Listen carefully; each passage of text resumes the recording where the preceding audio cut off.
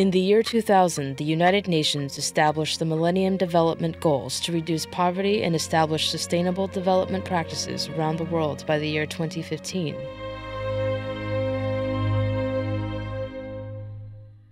In 2008, the Asia-Pacific region met the Millennium Development Goal of reducing by half the number of people that lack access to safe drinking water.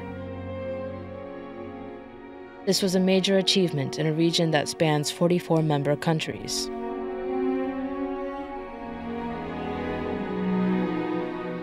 Yet much of that progress was swept away in the devastating floods that took place in Pakistan in the summer of 2010.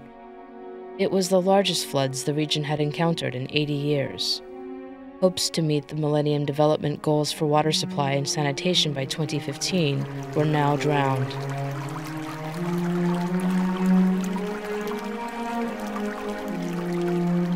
Pakistan's entire political socio-economic backbone was submerged by water. The River Indus spans the entire length of the country and provides water to the majority of farming and industrial communities. This river overflowed and displaced 20 million people, making them refugees in their own country. Initially, many did not grasp the reality of the floods, but as images emerged of families stranded and desperate, people started to donate. The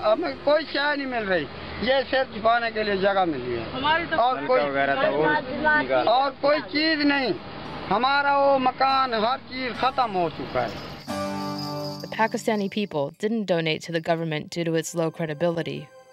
Instead, they donated to local NGOs. It is these smaller, more localized groups that are central to the relief and rehabilitation efforts taking place now.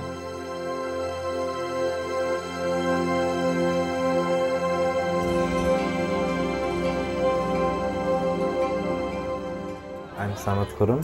I'm one of the founding members of Khushal Pakistan.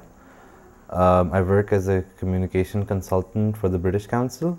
When the floods started, initially we thought we'd just fundraise and give it to a couple of credible organizations. But there were a couple of problems with that.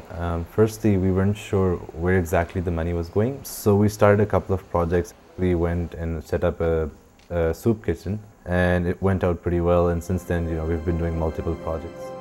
It's called the Off-Road Pakistan. It's been founded by a couple of very avid off-roaders. It's a good break away from city life, and when this disaster came up, I think they stepped up and they helped out. So we've actually created 2 new wards by the help of the CDRS Foundation.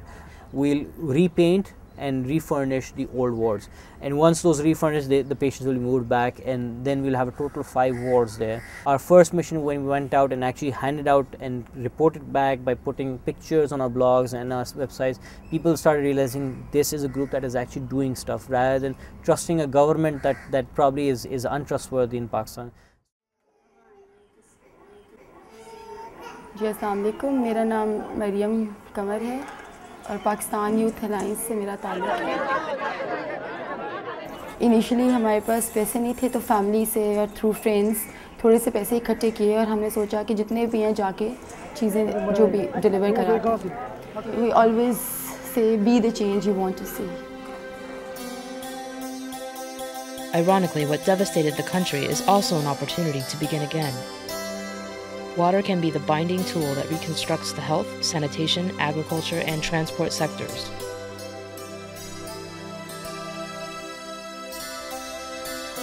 Expanding on the local relief efforts, international aid organizations that specialize in sustainable development can help rebuild Pakistan in a way that is community-driven, encourages a sense of ownership, and is based on local needs.